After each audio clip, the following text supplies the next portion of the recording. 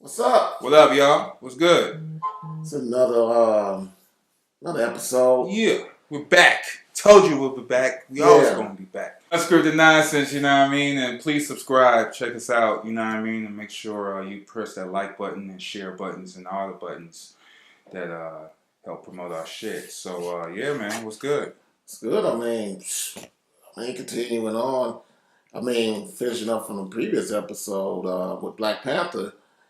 It's still a force to be reckoned with, and it's so much so that it's game changing the way not only just as a visual, I would say masterpiece at this point. I've seen it 4 times. Yeah, around the time. Yeah. I've seen it's people that have seen it more than me that don't even like comic books. In fact, indeed. One of the people that I'm speaking of, I saw picking up reading comic books. That's crazy. That's a massive influence as far as just culture and how people view what's happening with these movies. They're not just, yes, it's entertainment. Yes, it's just, it's just, I don't know. What can you say? It's something to watch, it is entertainment. That's ultimately what it is ultimately what the comic books are. It's entertainment, occupy your mind. But, it's certain things that just touch the soul. And this was one of the movies that actually worked. And like we mentioned before in the last episodes, the wave is incredible. So what's the number now? It's like nearly 908. Yeah, 908 million. It's almost at a billion. Almost at a billion. And has it started in China yet? I think either China or Japan. One of those countries is this week on Friday. Okay. So you can touching a billion, man.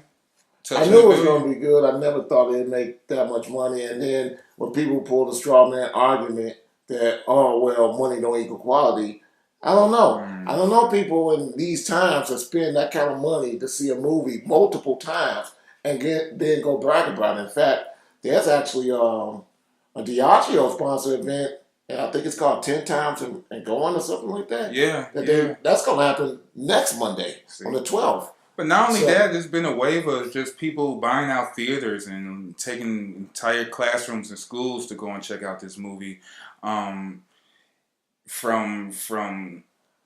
everywhere, I heard in Atlanta, Chicago, New York, all the major cities is just like this is going on. And it's something to watch. It's a spectacle. It's definitely this is all history, History in the making. Yeah, history in the making. It's a definite movement because, and for people that want to say, like, is it going to solve, who want to also draw false equivalence, like, yes, this is a great piece of art, and it has a lot of messages and nuanced writing, and aside from being a great spectacle to sit down and be entertained with, but they it's not going to solve all the social problems that's plaguing our community. This is 2018, and just because the movie came out with that name does not mean that, oh my God, it's going to solve all the problems, or it should solve the problems.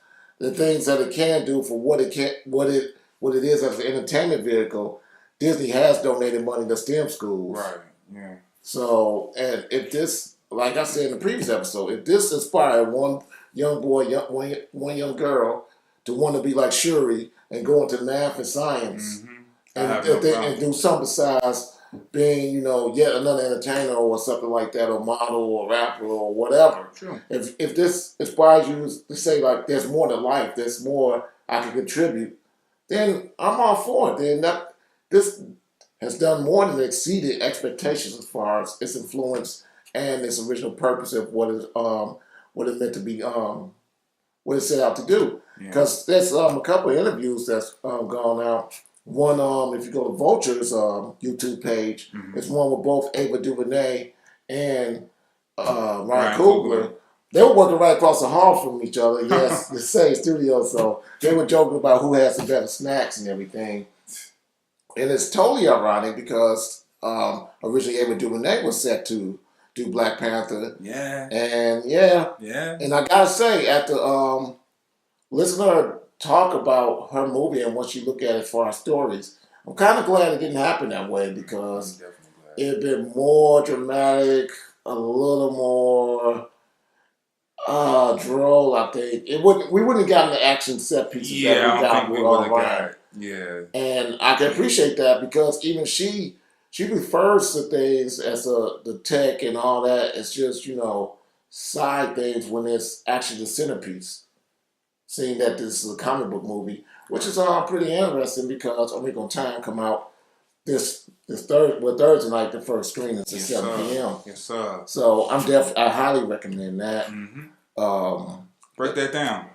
Yeah, I mean, Wrinkle in Time is essentially they use the term tesseract, which is it's just Loki in it. it's not an Infinity Stone. It's not a MacGuffin. It's actually a device. A tesseract is pretty much a four-dimensional analog cube that's 1 of 6 convex regular polytope, and a polytope is essentially a geometric shape with flat sides.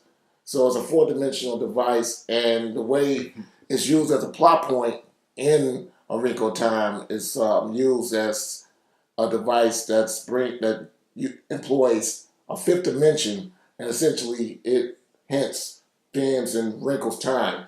As where you think time is linear, that's how we perceive time. We say today, tomorrow, light day, everything's linear, and it's more so like what the Interstellar movie was trying to push out there as far as outside of our confines of how we perceive time. Time is constantly going. It's always circling. Even the Dr. Manhattan character in Watchmen, at an atomic level, at a subatomic level, time is constantly going. This is happening now. That's happening then. It's simultaneous. It's not a straight line. So it's also interesting because even in the upcoming Ant-Man and Wasp movie, they're going back in the quantum realm from what. This is not a spoiler alert, but this is just we know that Michelle Pfeiffer is going to play Van Dyne's wife. Pfeiffer, what's up? So she's going to play Michael Douglas' wife in Ant-Man and Wasp. So she's in there. So I don't think they're doing flashback scenes. I think they're actually going to go back in the quantum realm and go and do it. Okay. Right. All right. So I mean, that's speculation. It's not spoiler alert. Nothing like that. We don't know yet. We don't know. I mean, I'm happy with seeing a trailer with Lawrence Fishburne, and the villain Ghost, who could make herself intangible, essentially meaning that it's like Vision, that you could he fades right through. So yeah, that's something to look forward to. But A Wrinkle in Time is based off a book. It's going to be pretty interesting to see it come to fruition this Thursday. And by the way, Ava DuVernay, shout out to her, first African American woman or woman of color to have a budgeted movie at $100 million. She's the first one ever. So that's a first right there in itself. And then also $100 million though, that's to make that movie. Yeah, that's a huge budget. I mean, Selma didn't cost that much to make, and 13th Amendment, I mean, that's a documentary. That don't take millions. She didn't have paid actors. Yeah, okay. This is her first big budget movie then. I mean, imagine when you have Oprah, Alicia Silverstone, Zach Galifianakis. Yeah, saying it right. And when you have all these big names in there, I'm sure a lot of their salaries right, beefed up the pipe, but then they're creating a whole new world that's not existing. They doing some quantum mechanics, so I'm really interested to see how this turns out. So it's definitely Wrinkle in Time. It's coming out this Thursday, and then like it's smart. Do you think the craze will be like Black Panther? I don't think it's two different things. We're talking about a comic book that has multiple issues of source material versus a book that's just what it is. It's just a book. Mm-hmm. So I don't think it's the same thing. A lot of people seem to have gotten confused at some point with Chronicles of Narnia. I don't know how, because most Chronicles of Narnia state that, and then it's subtitled, the closet or the gold, whatever.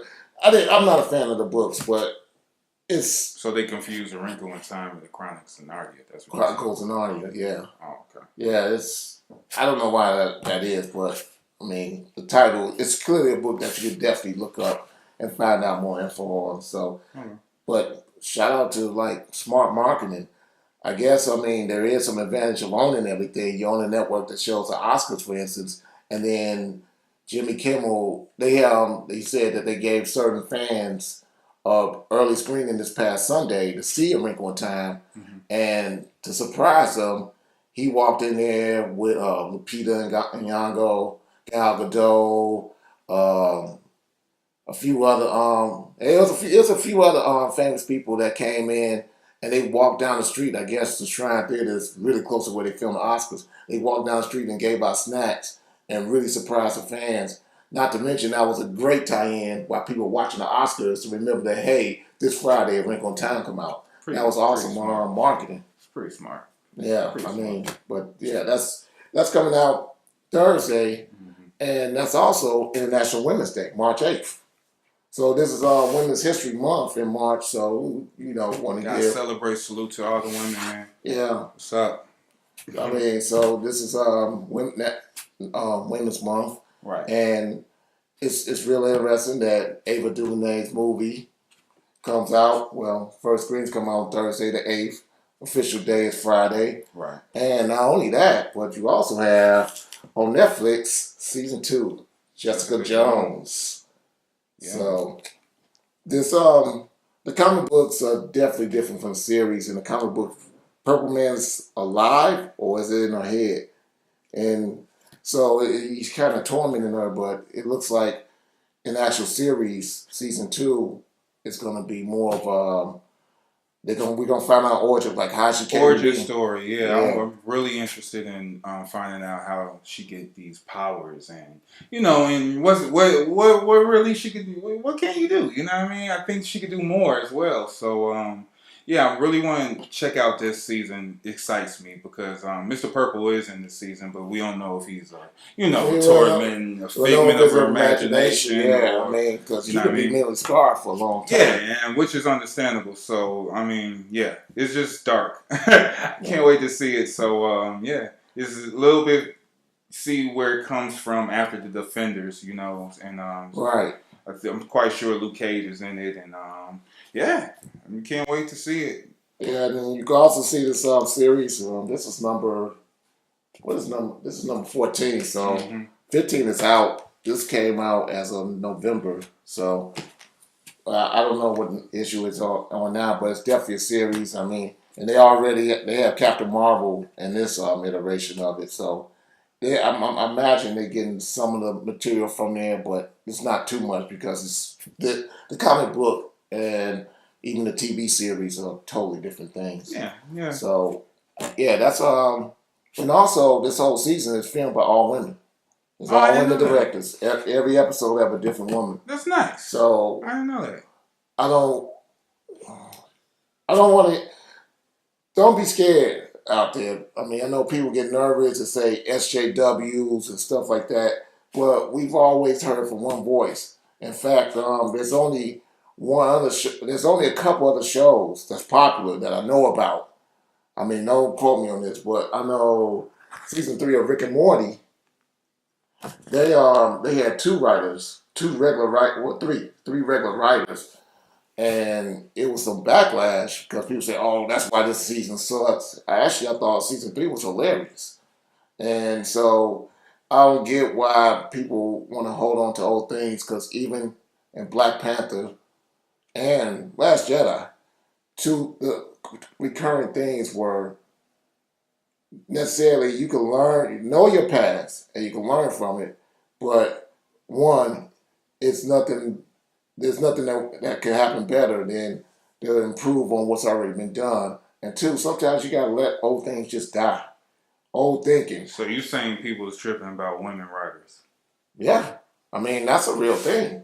I mean, hell, people get mad when a crew of men write and direct. Look what happened with Mad Max. There were websites dedicated to the hate towards the Furiosa character, the Charlize Theron character in that movie. I couldn't believe it. I mean, that movie was awesome because Mad Max wasn't the titular hero up front and doing all the heroic things. he's damn near anti-hero in half the movie. Right. True indeed. Yeah. Right. Yeah. Yeah. Wow. Well. Yeah. So I mean, Sheesh, guys. Can they do something? Let them work. They're creatives as well. What the F? You know what I mean? Well, I mean, really, what the F? I mean, it's just crazy. As far as what people view, and that's why we try to, geek culture. Yes, it's comic books. Yes, it's tech, and then it's anime. But then also for the most part, geek culture is more inclusive. So True. I mean, you accept people for what they bring to the table for the most part. Yeah. I mean, don't get us wrong. It's not utopia, and we're not talking about nonsense like that. But as far as like the whole you're just thing, cool. You cool. yeah.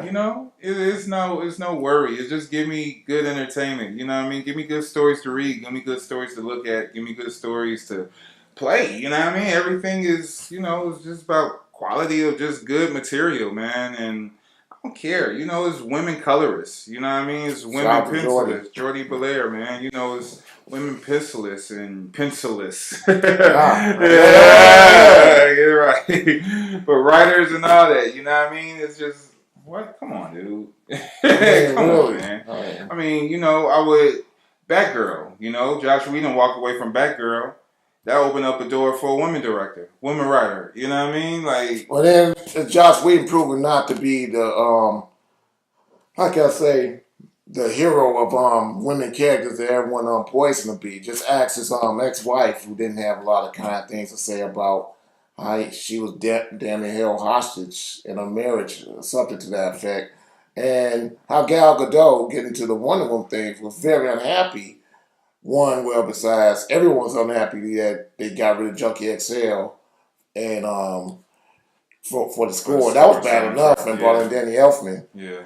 And then on top of that, the scene where Flash falls on like he saves her, and Flash falls on with his hands on her breast. That was a Josh Whedon joke, and it was just other things that it was just pretty bad. So I mean, I don't know what to say after this guy. Well, he walked away from Batgirl saying that he failed, I guess, or whatever. Justice League didn't cook well with a lot of people. That comes out next week, by the way, on the 13th, next Tuesday. Yeah. And I don't know, man. Justice League was just not good because he's not good. Look at this. This is an Avengers Ultron. Ultron is a killer. Yeah, he's not whiny and pouty. And he had a perfect voice for that. Right. I mean, James Spader. Yeah, he's very creepy voice, and it's just like, this is what he's talking about? All right. All right. James Spader with the post-credit scene is almost the best scene in the movie. Yeah, pretty much. Yeah. There's some good stuff in there that I liked, but damn it, man. I mean, I never saw the whole thing with Josh Whedon. People complain about Zach. Well, I can go back and watch Zach films. I like 300. I like Watchmen. I mean, I like the extended version of Batman vs Superman, and I can watch Man of Steel.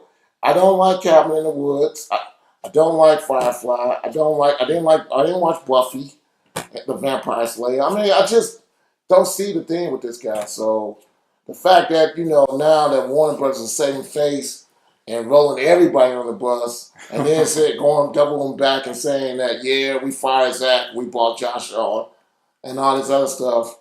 Honestly, I think Zach kind of had a last laugh in this because his body work still outdid anything that Josh has done at Warner Brothers.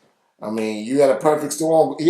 Josh had a perfect storm going at Marvel until Kevin Feige and everybody looked at the Russo brothers and James Gunn and said, like, damn, we can have this kind of quality. We can do movie, it. Yeah, we can do this. I mean, and it still have stakes. It still makes sense. Yeah.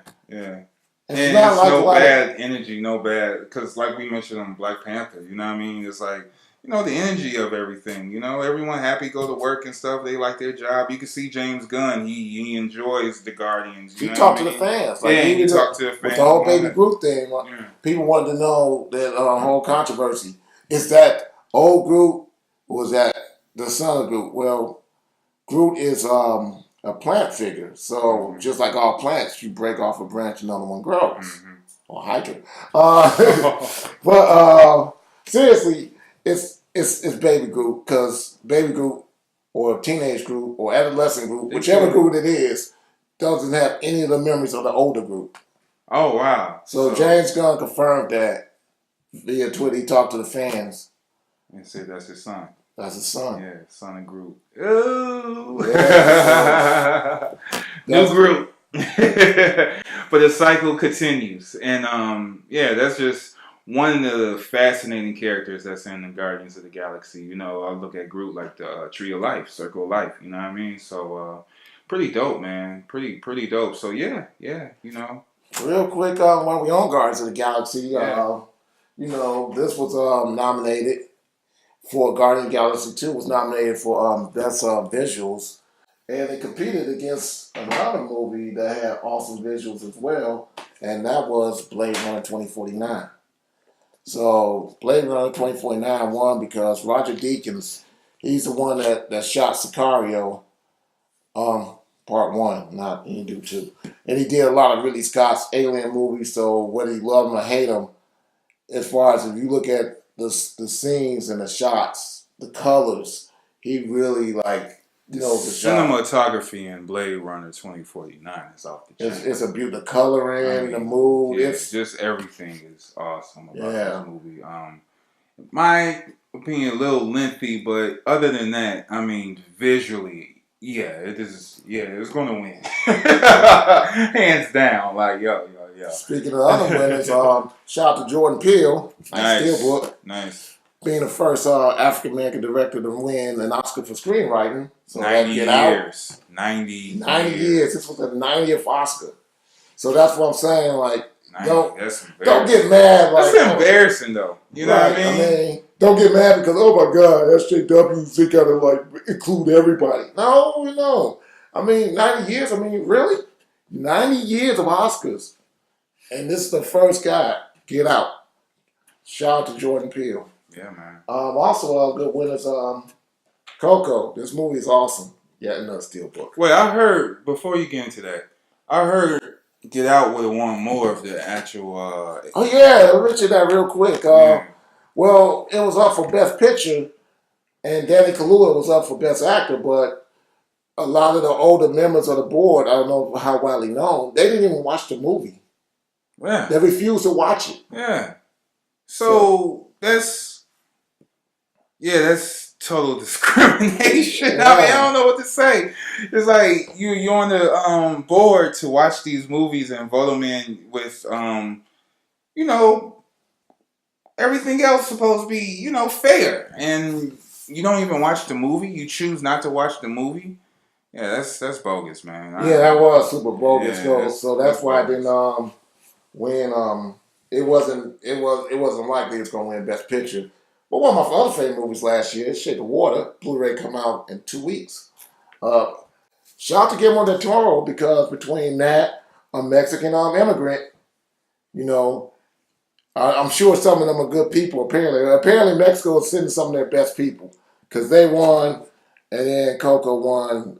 They won the song, best original song for "Remember Me," which if you see the movie and in the context that the main character sings it, if it doesn't bring tears to your eyes, I wonder about your soul because it's really a moving piece of work, and it's a contrast that I guess this is not a review of it, but it's a contrast when the villain sings it and when the actual good guy, the protagonist, that's what the word I was looking for. I had a brain fart for a second. When the protagonist actually sung it, it had two different meanings, and tone is everything. Yeah, that's true. That is true. Yeah, so who else? And then it's Dunkirk.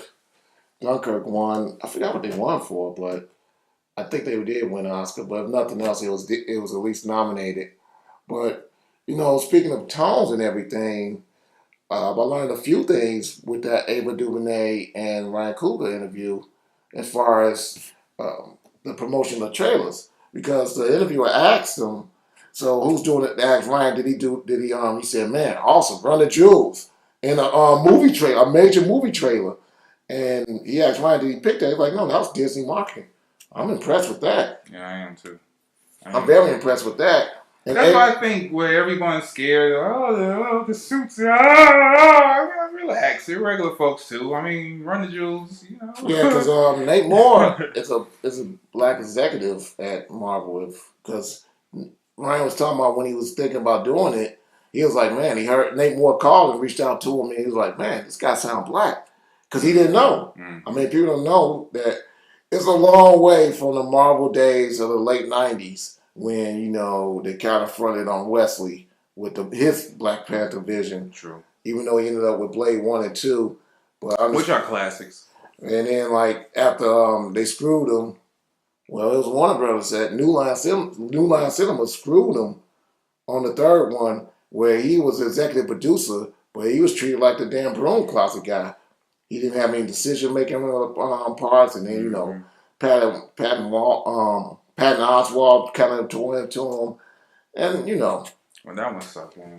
Yeah, that would suck too. If I'm supposed to be the man, and I'm getting treated like a sideshow, bone pusher, his sideshow Bob.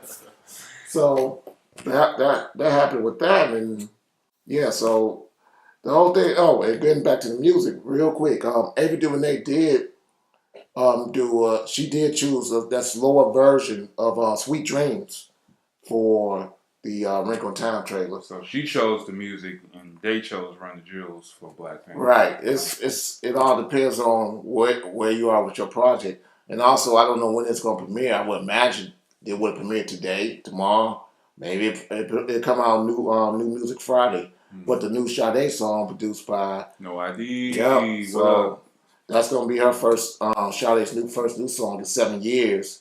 That's going to be on the Wrinkle in Time soundtrack. Nice. So looking forward to seeing what that sounds like. Nice. So yeah, I think the track is out too. Is it out? Yeah, I haven't heard it. Yeah. I mean, it's out there. We put the information out there, and we like anything else, we highly recommend that you go and do your own research or go follow up. I mean, don't take our word for it. Hell, we could just be two loons out here just talking trash. So we do recommend, but we're not. Right. We actually do our homework, our background, real research, and we do appreciate everyone that tunes into us. So. For sure, y'all. So yeah, man. Yeah, but the drama just doesn't end with the whole thing with the studio, with Warner Brothers, and the complete deconstruction of DCEU or whatever the hell they want to call it. I mean, I read one article when they said, and I think it was in Deadline, they didn't even want to call it DC Extended Universe. I don't know what the hell they want to call it. They don't know what they want to do. It's just crazy. They need someone at the helm, and they need someone that's going to wrap this up, and there's going to need a better connection at the guys in the office and the creatives. I say it's greed at the top. It's rumored that their CEO, the reason why they needed obviously more time to do the movie, and they pushed it forward. And we have mentioned earlier several times about how the Marvel machine is running and it's changed the game. Well, actually, the whole Disney machine. So the way it's to the point now that major moves are being made, and even the money people like Ford magazine and Fortune magazine and Wall Street is starting to see like what the hell's going on in Hollywood. It's a shift. It's a shift. I mean, you saw a lot of it at the Oscars with a lot of Ashley Judd spoke, and Frances McDormand, she did her speech when she said inclusion writers, and that trended. So Yeah, I mean it's gonna be a new day, things moving forward. And it was kind of funny, like it was another point made about Thelma and Louise. And they actually had Gina Davis up there. Gina Oh, Davis cool. and they mentioned like that came out in 1991 by the way. And she remember saying like, wow, when Thelma and Louise came out and it was so successful, they were like, this is gonna change, that's gonna happen. No one knew we got Harvey Weinstein. Oh, no one knew that. That guy. No one saw that coming. We didn't. Well, a lot of people now. Yeah, apparently a lot of people did. Yeah. But the contrast is, damn, man, 1991, they thought it was going to change the game. And here we are, 2018, and we're just turning the corner. Finally. So That's progress in, that's everything, it's was it one big step? It's still baby steps though, and but it's moving around. It's moving around. A lot of people are speaking out. A lot of awareness about certain things is going. So yeah, you're just ringing it out, and in due time, we'll be better. It's in the good. It's looking good though. So, I mean, yes, speaking of game changing stuff, I mean, Black Panther, it's changing everything. Like, okay, Black Panther's still crushing it in theaters, and that's after several new movies came out. Game Night, True. I saw Annihilation, which is good sci-fi Mm-hmm. by Alex Garland, who Mm-hmm. made Ex Machina, a film I actually love. I love that film. But Annihilation, I love the cast. I mean, Tessa Thompson, Hey, you got Gina Rodriguez, nice, you got Natalie Portman, nice, Oscar Isaac. nice. You got damn, is that his real name? The dude, the guy that played Wong in Doctor Strange. Is his name James? I forget his name, but the guy that played Wong in Doctor Strange. So it's a sparse cast, but it's a good cast. But there's some disturbing stuff in that movie that, wow, I was like, oh yeah, that still kind of haunt me. It's about a lot about genetics, and I don't know. I mean, it's a weird movie. I would recommend seeing it for yourself. Tuesday's always great. It's something to see on the big screen, and Alex Garland put forth some thought-provoking sci-fi. And ironically, Tessa Thompson, she played the physicist. I'm starting to really think she's an undercover geek. She want to do the all-female hero team up for Marvel. That's Valkyrie. You're right. She want to be Valkyrie, but then she's recently in Thor Ragnarok. There you go. Movie just came out. There you go. Yep, on Blu-ray. And if you hurry at the time of this recording, you can get the book, 40-page book that has a lot of the Jack Kirby artwork, The influences, influences. costume design, Yeah. character design, developments, pretty much artist's diary of the characters that's in the movie. Pretty dope, pretty good sketch work, pretty good movie. Just in general, very colorful. The palette is very vivid. Just like the movie. Yeah. So everything about it is pretty dope, and it's selling like hotcakes. I mean, I went there at 1 o'clock and shelves were empty. Yeah. So, and also the art of Thor Ragnarok is out too. If you really want to get into that, see, that's another aspect. Because just for instance, we need more influences. We need more people doing things because Ruth Carter, that did all the design for Black Panther, she's been working for over 30 years. She worked on Do the Right Thing, Right. and a couple other Spike Lee movies. Right. And it was so much so, and she was so sought after that actually when Ryan agreed to do Black Panther, everyone was across the hall saying like, I wanted Ruth Carter to do my designs for A Wrinkle in Time, and she was already committed to Black Snatched. Panther. So I mean, that's something else that a lot of people get real creative with the cosplay. And by the way, cosplay C2E2 is coming up April 6th through the 8th Absolutely. here in Chicago at the McCormick Yes, Place. So if you're into that, I mean, you never know where it take you as far as career. So Just true. yeah. Just true. I see a lot of creativity put into some Oh, I've costume. seen tons. I've seen better cosplay than actual movies. Apocalypse. Yeah. So Yeah. that was a little bit underwhelming to say the least. I'm sorry. I love Oscar Isaac, and it was a bit underwhelming. So that, but the whole thing is with with the Marvel machine and Disney being owning Marvel and Star Wars and Pixar, and then having Disney on top of that. Yeah. They're becoming their own competition, which is insane. It's nuts. It's nuts. And if they complete the deal with Fox, there's many more. It's going to be more insane because not only X-Men is Aliens, Deadpool, the new Predator movie, that's coming out in September now. Yeah, it got moved back to September, so that's coming out in September. It's going to be directed by Shane Black.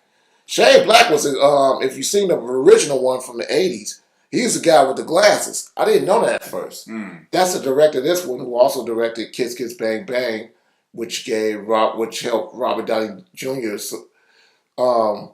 Land the Iron Man role in the first Iron Man 10 years ago. Nice. So we're talking about back in 2008. And he did Iron Man 3. Yeah, okay. There you go. Don't know about Nice Guys, but I'm excited for Predator coming out this September. But getting back to... if all that goes under the umbrella, it's... Yeah. What? I mean, Black Panther's been the #1 movie and making like huge chunks, with small drops in revenue every week. Yeah. And now this week, it's a Disney movie, A Wrinkle in Time. It's competing against itself. Yeah. That's crazy. Yeah. That's insane. Yeah. And so it's so much so that now everyone's doing live, even though posters have been made and release dates been out there and trailers out there. Things are getting pushed up, so Infinity War got pushed up. If you haven't noticed, it's been pushed from May 4th into April 27th globally. This will be a global release for this movie. They don't want anyone to see it before anyone else. We're all going to watch it at the same time, and they're going to enjoy this movie at the same time. And then whatever opinions you may have after that, you could do that. So, this is going to be a very big movie. The shift of, just doing that is ballsy. Because, May 4th was embedded in my head for a very long time. And then, just to announce it, like, oh yeah, we're going to throw it up. Okay, cool. It's also the real 10-year anniversary of when Iron Man was released in 2008. Oh, okay, cool. Yeah, so it had a lot of moments, but this is big business. Yeah. Right now, believe it or not, Fast and Furious and Jurassic World holds 2 of the biggest records as far as the fastest to reach $500 million. So naturally, Disney kind of in fair competition. Disney, I think Marvel won that record back. Yeah, that's a fair fight. They had Force Awakens at first, and everybody's like, "Damn!" Yeah. And then but then Jurassic World, and I really enjoyed that movie, and I didn't expect it to do that. But it's kind of like a chess, as far as a chess game, as far as strategically, again, almost competing with yourself, because who knows what Wrinkle in Time would do. Right. So you have a super crowded March, and you got a jumbo April. So at first, the Rock movie Rampage was on the 20th, 420. Message. But now, as of today, they announced that it's going to be moved up to the 13th. So they have that day free now since New Mutants got pushed back to next year. Lucky for them. Damn it.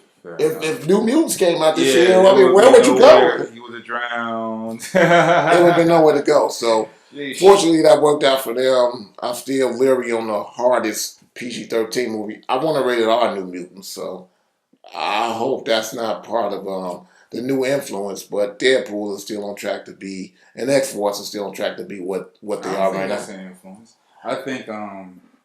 I don't know. Suddenly you have nothing that crossed lines and dotted I's. How you gonna? The movie was finished. Okay. Yeah. So yeah, it's nothing. Contracts. I don't think they have any say so over that movie yet. Yeah. No, that's what you're saying. Oh, yeah. Yeah. Yeah, That's true.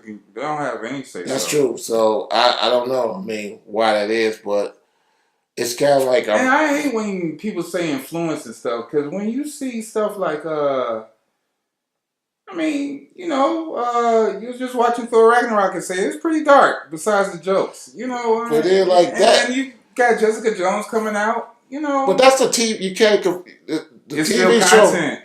But then neither one of those are Logan or Deadpool. You can't say that's the same thing as Logan. Dark or not dark. Yeah, the material's dark, but Logan could not be functional if it was a PG-13. I can't imagine them showing that on TV. I don't want to see it on TV ever. No, I mean, no. Right. But that's what caused with that character is Wolverine. We Right. always wanted a rated R Wolverine. But then since day one. the New Mutants, they're like I mean, what do you know about the New Mutants? That's rated R-ish that you feel like, all right, you know what I mean? Like, what do you feel about the New Mutants? I mean, they want to push this PG-13 thing. Let's see, because there's horror movies that's PG-13. Yeah, horror movies that cuts down like the Blumhouse movies and the James Wan vehicles that cuts down on the gore and push more of a story and atmosphere.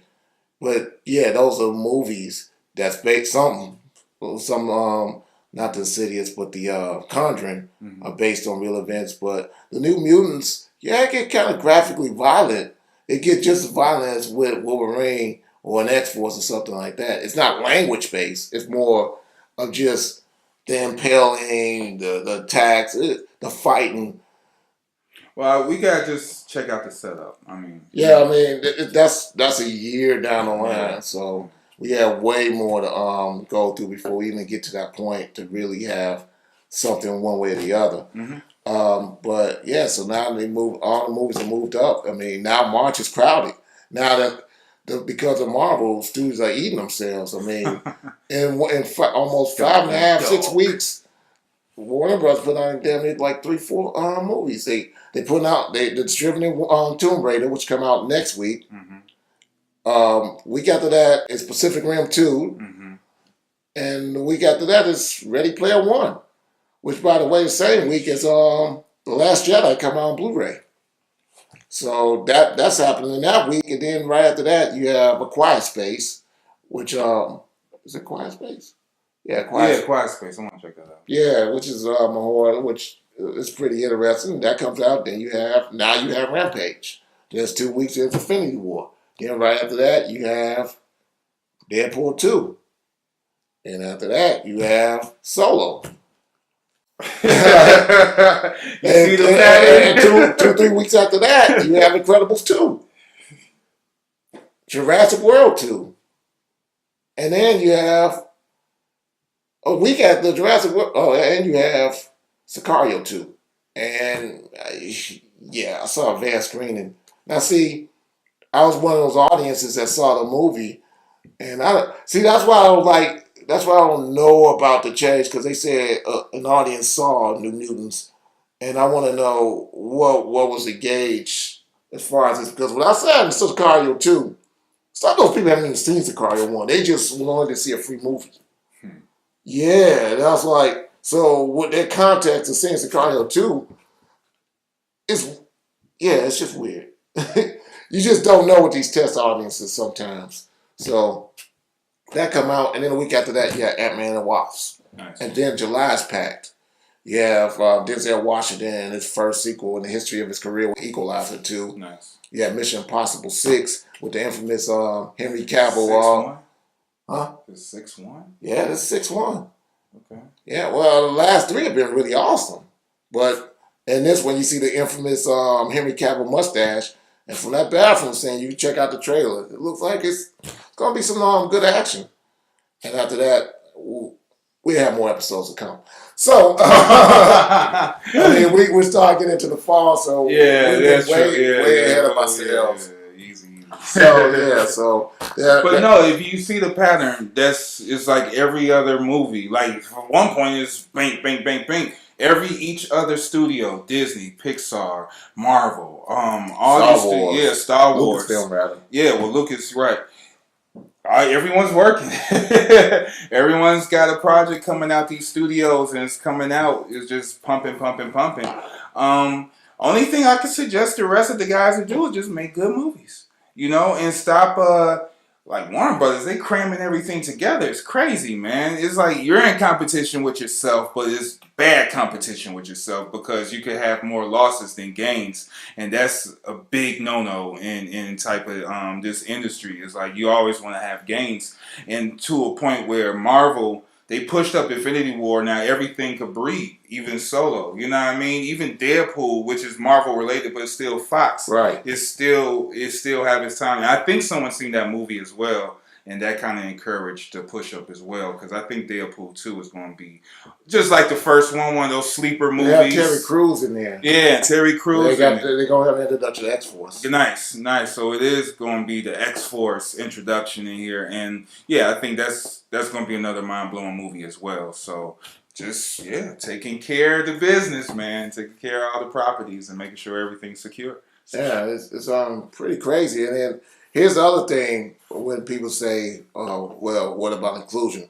Then when you have a small pool of selected people, getting back on that Warner Bros. Thing, they already lost out once. Well, to me, picking a loser director, they thought like Joss Whedon could turn Justice League into Avengers, which are two different universes, two different storytelling methods. That's true. So that was a failed project, but they keep the ball moving. So now the writers from Spider-Man: Homecoming are going to be writing Flashpoint.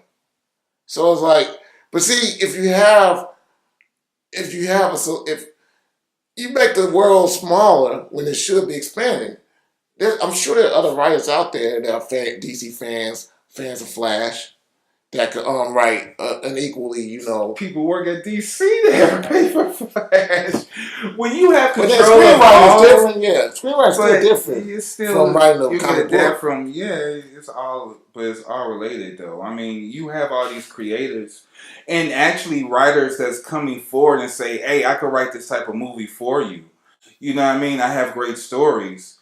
Hey, don't turn, because that's what people saying. Oh, these are just screenwriters. All right, well, these are writers too, and it's all it's not the same format, of course not, but it's still story and content that you could use or get inspired. Put them together. This a writer, all right, this is a screenwriter. Have them meet up and see what they could do. Collab on some stuff. That's what Marvel do. You see Russo brothers, they get the specialists for whatever they want. You know what I mean? And practical and impractical. They get what they need, the best of the best, and they put it together.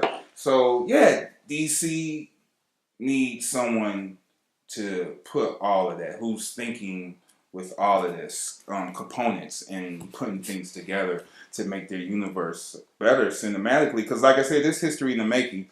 10 to 20 years, we're going to be talking about Infinity War. We're going to be talking about Black Panther. We're going to be talking about these movies. And, I just want everyone to have that fair shot. It's better to have choices than to have everything narrowed down. And as Kyle's mentioned, for instance, Civil War, I mean, people say whatever you want about Fast and Furious, but the action sequences and everything, that was from the action directors from Fast and Furious. Mm-hmm. Highly entertaining movies. The action sequences are shot pretty well. They have cars. They have cars coming out of planes. Mm-hmm. I mean, it's outrageous. So they had those directors. They had the fight choreographers from John Wick to come in and do the hand-to-hand combat. And that's why it has a different feel, where it's not a total CGI fest where you're like, oh my God, come on, here we go again. So that makes a difference. And it's all about having a vision, and again, having, you gotta open the door and like look around and put it out there. That's why you have to have choices. If you only have like just A and B, then it's kind of like our election processes. You get stuck with the mumps or the measles. You're still sick. You're still sick, yep. So it's always good to have more than one choice. As far as creativity. Mm-hmm. So I highly recommend if you have a dream or aspiration definitely go for it. Right. Go for it. I Definitely. mean, Ava, she just picked up a camera at 32. Jeez. You know what I mean? Right. So whatever, you're never too old, never too late, man. Do what you gotta do. You know, just do it. Yeah, I mean, and you know, that's also tantamount because you just don't know how where life goes. Where day to day, we always hear everybody, you know, someone passed, someone died, this, that, and the third. Mm-hmm. Yeah, it's just crazy. So take advantage, take life by the hand. Because speaking of someone taking life by you know, by the reins, Childish Gambino, Atlanta season 2 is out now. Nice. And Was it Marvin season? Robin season. Robin season. Robin season is out. Latest episode, Alligator Man, pretty dope, man. Shout out to Cat Williams, he did a very dope performance in there, and yeah, it's a pretty dope show, man. It's getting thicker, and he's a really intricate, weird writer too. So his comedy is really, you gotta catch it, but it's really dope. It's really dope. He's a good creative, man. He's pretty dope. So yeah, and he stayed busy. Jeez. Yeah, I mean, because he has that. He's doing multiple man or something. I mean, we won't find out. We speculate after once Deadpool 2 come out that we find out about the animated, the Donald the Donald Glover animated TV series that's coming out on FXX sometime this year. There's no release date. Right. He just announced a tour with Ray Shrimmer that he's going to do throughout the month of September. Yeah. He's going to be Lando in the Solo movie. Yeah. And I imagine he'll be back in Spider-Man Homecoming 2 coming out July 2019. And he have another album coming out as well. Right, so yeah. Busy man. Right. Stay busy, son. So now that's what's up, man. So yeah, I mean, just some quick you know, bullet points to throw out there. I mentioned Last Jedi come out on the 27th this month on Blu-ray. The digital is coming out 7 days from now. Next week, I think it's on digital, but the actual Blu-ray come out next week. Nice. Also, May 15th, Rick and Morty season 3. Nice. The Pickle Rick cover. Yeah, they already got the cover artwork out. Nice. For that. Nice. And what else? We got this month in March we got Krypton. Yeah, Krypton. That actually looked like what should have been Man of Steel 1 or 2. Oh, Message. Should listen to Zack Snyder, Warner Brothers, because he wanted to do Man of Steel 2, by the way. Yeah, he wanted to do Man of Steel. He was working on the script to do Man of Steel 2. So that's coming out March 21st, and they're actually going to use Brainiac. Nice, as the villain. Yeah, so this predates Kal-El, and it's going to be interesting. Well, you get to see what Krypton is about and see what their powers, because it's different gravity effects with their planet as ours, and that's why Superman is Superman on our planet. And it's density. It's a density of our atmosphere and gravity. Right. So it's just interesting to see the Kryptonians and see their everyday lifestyle and stuff like that. So yeah, I'm down for it. I'm down. Check it out. Yeah, that's on March 21st. Mm-hmm. And also, I'm mentioning South by Southwest starts this Friday, and they have a special, DC and Warner Bros. Having a special event with Jim Lee, Bendis, and a few other people down there in Austin, Texas. Yes, sir. And that's for the 80th anniversary of Superman. Right. So I imagine that's going to tie into the Krypton release on the 21st. Nice. Also on April 3rd, you have season 2 of Legion. Nice. On FX Network. Yeah. So that's coming out as well. Mm-hmm. Yeah. Check it out if you haven't checked out season 1. Please go and do that, because this one, I think Professor X may have an appearance. So they're back at work. Yeah. So we'll see how that all turns out. And yeah, it's South by Southwest. If you don't know, you can look it up. Mm-hmm. It's the 9th through the 17th, mm-hmm. and it's not just about music. The crazy artists that you see come down there. It's interactive. It's tech. Yeah. They have sports down there. Yeah. They actually this year film too, right? Film as well. Yeah. They actually have the House of Africa down there. Nice. So that's the first I've heard of it. So they're talking about Africa is based, the technology. Who knows how this tie in with all the Afrofuturism that was displayed in the Black Panther film, Right. and how it's inspiring people now. Right. So it's a start. Just said the wave. We don't know. So that's going on now, and yeah, we pretty much cover the gambit of everything. A lot of new music out. You have Black Milk with Fever, which is dope. You have Fonte, No News is Good News. And piggybacking on that health thing, it's a song on there saying expensive jeans. And essentially this song is about, you got young people dying over old people diseases and stuff because they're not taking care of their health. Like, they care more about gear and living a life. I mean, no matter how much money you have, you could be taken out and it'd be a wrap. And then none of that stuff you bought is going with you. Right. And then, like, look at Kevin Smith. So he almost passed. If he had stayed and done that episode, he wouldn't. We'd be saying rest in peace. Right. So, and now he want to go vegan and stuff like that. And by the way, try the Impossible Burger. It's really good. It's all plant based. And as someone who ate beef regularly, can they eat this Impossible Burger? You can go. I believe M Burger has it. Epic Burger. Nice. Okay. I ate it at Umami Burger. It's a couple here in Chicago. I don't know wherever you're watching it. But I know there's some chains that have it. But you also will Google Impossible Burger. It is plant based. It tastes really good. You can't really tell the difference between the beef or not. So that's one thing as well. Just some other tidbits. Jericho Jackson, Elzai and Crisis album. Yeah. Jericho Jackson is pretty dope. I've been banging that. That's been on rotation, man. Shout out to Elzai, Detroit. Yeah, I mean, you had Chris Daddy Dave. Of course, I love Vinyl. Nice. He's a drummer from D'Angelo, Jill Scott, and a lot of people.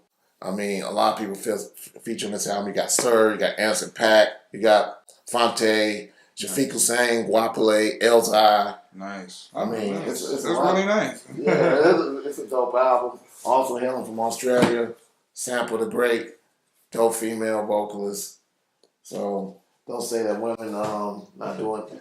I mean, I like Cardi B, and yeah, she is who she is. But there are other there are other choices. Right, and that's part of. I mean, this is totally aside from everything. That's part of the reason why people don't have any imagination. I mean, I literally could take a lift in the morning, depending on the length of the ride, within a 1 hour, 2 hour period, hear the same damn song in the same show. That's crazy. Yeah, that's true. Yeah. That's outrageous. How you gonna play the same song within your same show? I played at the top of the hour, then I played at the end. In the middle, and then CTA Radio, Wednesday nights, 9 to 12, WHBK.org, or iTunes College Directory. Myself, Cover Girl, Pugs Adams, CTA Radio, and, at CTA Radio on IG. We never play the same song twice in one show. It's too much music out there. We just mentioned a handful of the albums that's out. Music festival season starting. So you got Coachella coming up in April. You got Bonnaroo in Tennessee. And on Memorial Day, you can either go to Minneapolis, just for Soundset. You go to Detroit for Electronic Music Festival, which is going to feature Wu-Tang as headliners. Nice. So among other groups, so you can look up all these. It's called the Movement Festival in Detroit. That's happening Memorial Day weekend. Also, you put me up on it. Muddy Waters too. Redman, homie Reggie on his IG page, man. Redman Gilla. Go and check him out, man. He just dropped this little snippet of what he got going on for Muddy Waters too, and it bangs, man. It's like, oh, Redman, hey, yes sir. So yeah, new music. This seemed like a year of just like hard art, just slapping you in your face, because all this music is coming out, all these movies and these movie moves that's going behind everything. It's start of a good year, dude. Like, it's February. March, you know what I mean? And also, my man Black Spade, check out his Bandcamp page. He got a new album out as well. Yeah. So, and Vic Spencer for Hire. Yeah, so it's a lot of stuff. It's a lot of good artwork is coming out. Mm-hmm. So it's all about creative in times where things are down. You create. You need escapism, and yeah, these are definitely different times. So yeah, with that, man, we out here, man. We talk to your ears off, but we good, man. This dope little episode. Like I said before, please subscribe. Please hit that like button. Please hit those share buttons. Tell your friends and family. Right. Put the comments down. Yeah, put the comments down. You know, do due diligence. So yeah, K Max, Kaz G, Unscripted Nonsense in your face once again, man. We'll be back for another episode soon, so check us out. Yes, we should have a wrap up. Well, I don't know, South by Southwest. I might be behind on Jessica Jones that come out again International Women's Day. And yeah, he might have some clips. You know what I mean? So we'll work it all out for the next few episodes and give you some South by Southwest updates. So catch me at Southside Kaz G at Instagram, King of Slaps 95 at Twitter. At CHI_KMax on Instagram and KMAX_Chicago on Twitter. Alright, so yeah, we're out, man. Two fingers, I'm out. Peace. Peace. Ja, I heard the pot say the kettle got no pigments. Wow, niggas don't benefit. Culture power 45, rising in your tenements black. The same shades gathered at the massacre. Imagine we in Africa, mahogany gold, I'm covered in soul. Shit, I sprinkle venom in my lyricism. Damage after hours.